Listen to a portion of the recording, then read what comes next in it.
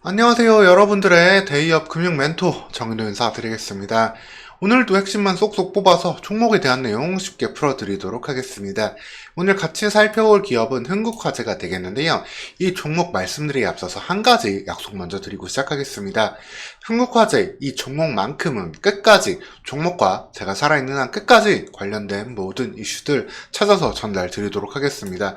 왜 올라가는지, 왜 떨어지는지, 어떠한 성장 가능성이 있는지, 어떠한 리스크가 있는지 관련 내용들 제가 모두 찾아서 전달 드릴 테니까 여러분들은 데이업 안에서 편안하게 영상 보시면서 투자해 가시면 되겠습니다. 사실 우리 주변에 주식 관련된 이야기는 너무나 많습니다. 유튜브를 봐도, TV나 신문을 봐도, 그리고 주변에서 들을 수도 있는데 사실 이 중에 진짜 도움되는 정보는 극히 일부에 불과합니다. 이제는 어려운 정보들 찾아다니지 말고 데이업 안에서 저와 함께 하시면서 편안하게 투자해 가시면 되겠습니다. 흥국화재 시작하겠습니다. 이 종목은 말씀드리기에 참 사실 없는 종목입니다. 아마 여러분들이 이 종목 찾아보셔도 정보가 많이 안 나올 텐데요. 특이하게도 대부분의 손해보험사들은 다 국민연금이 지분을 갖고 있기도 하고, 그리고 이를 커버하는 애널리스트들도 다 있거든요. 보험주 하면 원래 배당이 먼저 떠오르잖아요. 근데 흥국화재는 10년 동안 단 한 번도 배당을 하지 않았습니다. 심지어 흥국화재는 우선주까지 있는데요. 우선주도 배당을 안 했어요. 원래 이 우선주라는 뜻이 의결권이 없는 대신에 배당을 우선적으로 받을 권리가 있어가지고 우선주인데, 배당이 없는 우선주였습니다. 참 특이하죠? 왜 이런 일들이 벌어졌는지 한번, 그리고 어떻게 돈을 벌고 있는지, 투자 포인트는 뭘로 잡아야 될지 알아보도록 하겠습니다. 먼저 흥국화재의 지분 현황을 좀 보도록 하겠습니다. 최대 주주가 이제 흥국생명과 태광산업이 되어 있는데요. 관련해가지고 최대주주 지분율이 80%가 되어 있습니다. 뭐 우리사주, 자사주도 딱히 없고 딱 최대주주 80%, 그 다음에 유통물량 20%로 되어 있는 종목인데 거의 품절주 수준에 속하는 유통량이라고 볼 수 있겠습니다.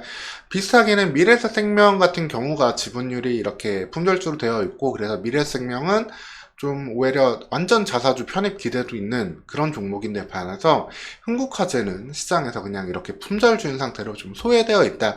PER도 상당히 낮은 걸 볼 수 있죠. 이런 만큼 좀 시장에서 많이 관심이 없는 종목인데 배당을 안 주기 때문에 더욱 그렇다라고 보시면 되겠습니다. 사실 돈을 벌어서 배당을 줘야지 금융주들은 좀 가치가 있잖아요. 무슨 뭐 반도체처럼 신기술이나 이런 데 투자할 것도 아니고 대체 버는 돈을 쌓아놓고 뭘 할지 이런 부분이 의문이 되는데, 주주 환원에 대해서 그만큼 좀 관심이 없는 기업이 되겠습니다. 실제로 IR도 거의 없고 가장 최근에 애널리스트 리포트가 발간된 것도 2019년이 마지막인 종목이 되겠습니다. 그래서 관련해가지고 이제 좀 기업 공시랑 이런 부분도 좀 많이 살펴봐야 될 수밖에 없는데, 실제로 영업도 이제 자동차 보험 쪽은 특히 못하고 있고, 이제 장기 보험, 이제 손해보험들 중심으로 뭐 질병이라든가 이런 거 관련된 보험들 위주로만 계속해서 영업을 하고 있는 걸 볼 수 있습니다. 사실 흥국화재는 이런 영업을 좀 오래전부터 하기는 했어요. 나름 실손보험에서는 그래서 좀 강점도 있고, 저 개인적으로 실손보험은 흥국화재에 들어있기도 한데 관련해서 근데 추가적인 성장 모멘텀도 어떻게 되어올지 모르는 일반 소형사가 되겠습니다. 이렇게 소형사로서 좀 단점이 부각되는 모습도 2023년엔 나왔는데요. 물론 외려 안정을 좀 확인한 부분이기도 합니다. 한편으로는 근데 얼만큼 좀 이게 예측치가 좀 부실했는지를 보면은, 이제 보험사 순이익은 2023년부터 IFRS 17이 도입이 됐어요.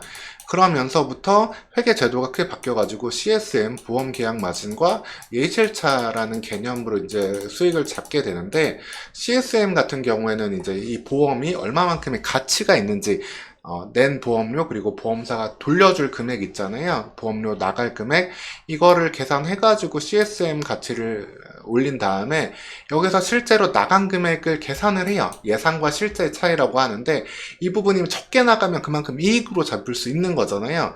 근데 예실차가 무려 900억 원이나 이익이 났습니다. 그만큼 CSM을 나갈 보험 비용을 상당히 좀 보수적으로 잡았는데 실제로는 발생을 덜 했어요. 이거는 이제 좀 보수적으로 잡았기 때문에 된 부분도 있지만 계리적으로 이 부분을 좀 계산하는 데 있어가지고 중소형사에 좀 약점이 나오지 않았나 이런 의견도 있고, 이에 대해서 이제 계산 방식은 CSM에 또 반영이 되게 되면은 뭐 이 부분 같은 경우는 다시 또 정상화될 수 있는 부분이다라고 보시면 되겠습니다. 사실 이 부분은 뭐 배당을 늘리기 위해서 딱 순이익을 늘리는 효과 때문에 회계 조치를 위해서 이렇게 했다라고 보는 다른 보험사도 있는데, 예실차가 다른 큰 보험사 같은 경우는, 근데 동사는 배당도 안 하는데 이랬다라는 거는 좀 그냥 말 그대로 계리 문제가 좀 있지 않았나 정도로도 볼 수 있겠습니다. 그리고 RBC 비율을 예전에는 썼었는데, 이제 지급 여력 비율이라고 해가지고 보험사가 이제 동시에 지급해야 되는 그런 금액이 됩니다. 그게 최소는 100%고 150%가 권고 사항이었는데 이걸 계속 미달하기도 했었어요. 그러다가 회계제도 바뀐 다음에는 이게 킥스라는 이름으로 바뀌었는데, 여기에서는 그래도 다른 자본들을 더 부가적으로 잡아주면서 이 비율 같은 경우에는 다시 좀 안정을 찾긴 했습니다. 그래서 이렇게 안정을 좀 찾은 효과 덕분에라도 배당을 좀 하지 않을까, 이렇게 이익도 나오고 하는데 여전히 배당 계획은 없는 그런 행복화제가 되겠습니다. 즉 결론적으로 요 1년의 회계과정 변화에 대해서 말씀을 드리면은, 어쨌든 내실 있는 손해율은 좀 확인이 됐다. 하지만 이를 계산하는데 약점을 보였다라는 게 장단점이 뚜렷하게 나왔고, 여전히 지급 여력 비율은 좀 낮은 수준이지만 회계제도가 바뀐 덕분에 오히려 좀 안정을 찾았다. 이렇게 보시면 되겠습니다. 즉 예전보다는 상황이 좀 나아졌다라고 볼 수 있는데, 이 부분이 지속될 수 있을지 지속적인 추적이 필요하겠습니다. 그럼에도 불구하고 계속해서 순이익은 내고 있는 보험사인데요.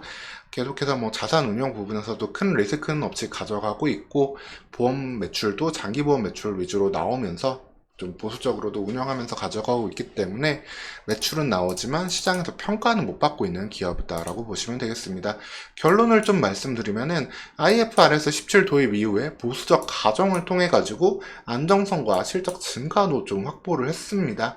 회계제도 바뀐 게 오히려 좀 도움이 됐다라고 보시면 되고요. 장기보험 중심으로 영업을 하면서 손해율도 일정 부분 좀 개선을 했는데, 이 부분은 또 다시 또 뭐 의료비가 비싸진다든가 아니면 예상치 못한 사고들이 조금 더 발생되면은 또 나빠질 수 있는 부분, 결국은 평균으로 회계할 수 있는 부분이기 때문에 이 부분에 따른 실적 변화도 추정해야 되겠습니다. 그래서 사실 실적 변동성이 보험사 치고는 좀 높은 부분이라는 걸 볼 수 있죠. 그리고 배당 가능성이 여전히 낮고 10년 동안도 배당 안 했는데 이번에도 안 할 가능성이 높고, IR도 상당히 소극적인 종목이기 때문에 이 부분이 개선될 때 PER 1배짜리 종목에서 밸류에이션 리레이팅을 기대해 볼 수 있겠습니다. 오늘 시간 이렇게 흥국화재에 대해서 좀 안내를 해드렸고요. 이후 좀 변화하는 모습이 바로 나온다면 제가 확인해서 올려드리도록 하겠습니다. 그리고 대기업에서는 이렇게 금융주 말고도 상장되어 있는 전 종목, 2,000개가 넘는 전 종목에 대해서 각각의 담당 멘토가 실시간으로 집요하게 종목에 대한 정보를 추적해서 올려드리고 있으니까 여러분들 해당 영상도 꼭 확인하셔가지고 여러분들 투자 수익 보는데 도움되도록 활용하시길 바라겠습니다. 그럼 오늘 시간도 영상 시청해주셔서 감사합니다. 다음 영상에서 또 뵙겠습니다.